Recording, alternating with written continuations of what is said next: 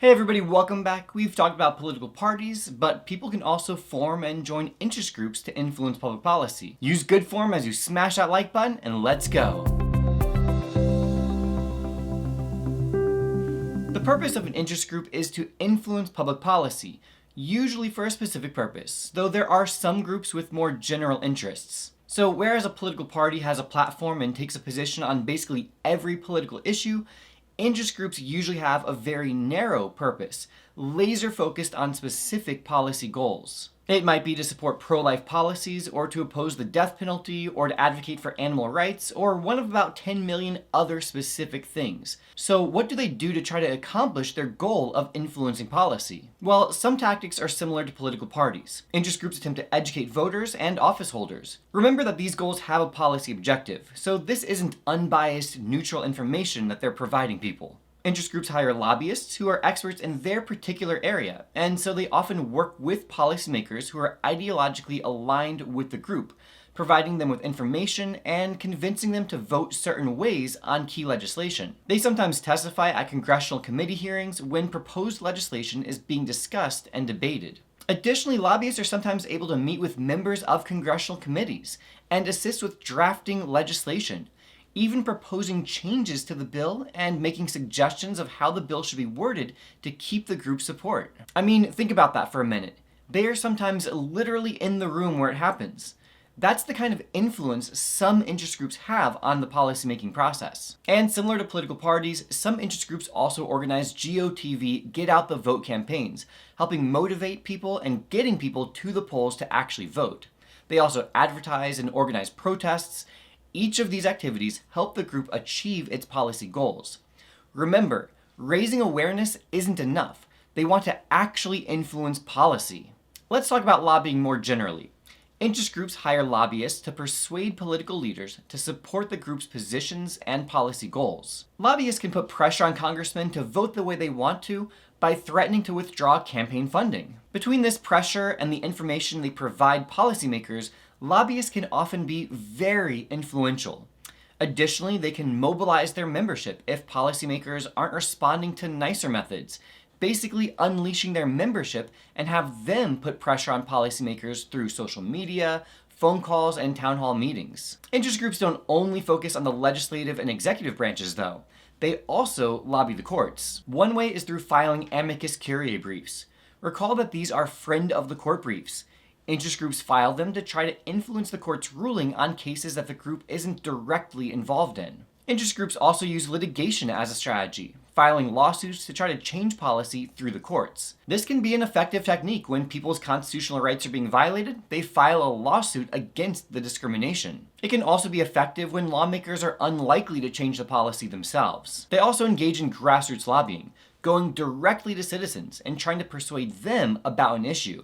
This is most effective with simple, direct messaging on issues that don't appear complicated. For this to be effective, though, it requires that citizens take action, whether it's contacting representatives or voting or something else. Interest groups also influence bureaucratic agencies as part of iron triangles and issue networks. Remember that bureaucratic agencies make rules and regulations, so interest groups sometimes focus their efforts on the agency decision makers through this relationship. Interest groups, the agency, and congressional committees all benefit from this relationship. Interest groups receive legislation and regulations that they favor while giving electoral support to congressmen, who in turn provide funding and political support to the agency.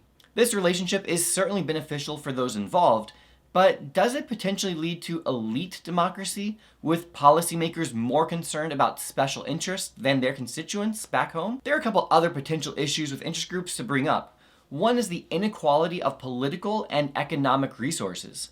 Some interest groups have larger memberships or are very well funded, and this clearly gives them an advantage over smaller, less well-funded groups. It's possible that a few large or well-funded groups dominate in a policy area due to their size and deep pockets. For example, the AARP has a very large membership that it can mobilize against lawmakers when necessary, and it also has a lot of cash on hand. This gives them a lot of power and ability to influence legislation affecting older people. And this contributes directly to the second issue: unequal access to decision makers. Those well-funded groups or those with large memberships typically have more access to policymakers. Not all interest groups are in the room where it happens. This is one of the reasons that there can be debate over whether interest groups possibly embody elite democracy more than pluralist democracy. Some groups have more direct and frequent access to important people in the policy process. Oh, I should also point out the free rider problem that some interest groups encounter, when people who aren't members benefit from the group's efforts. This is a problem because they may lack the incentive to join the group and financially support it, which can hinder the group in accomplishing its goals. Interest groups may deal with this problem by providing selective benefits or goods and services that are only available to members, and this may encourage more people to join. Another potential problem with interest groups is known as the revolving door. This refers to when members of Congress retire from Congress and accept a job with an interest group as a lobbyist. This is concerning because these jobs are often very well paying, and the fear is that current members of Congress may be angling for a job with an interest group after they leave Congress. And this could mean that they represent the group more than their constituents. Now let's shift gears and get a bit more specific on types of groups.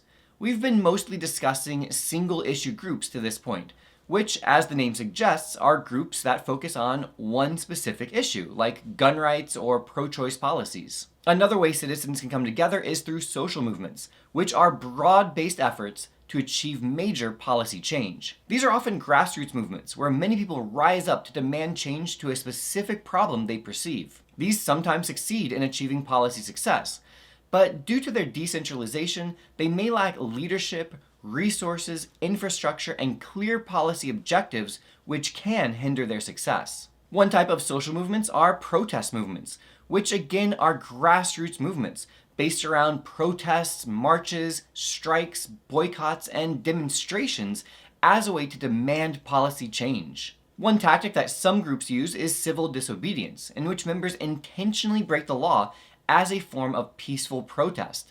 Think of sit-ins or Rosa Parks or peaceful marches without a permit. And finally, during the policymaking process, there are all these groups and more trying to influence things.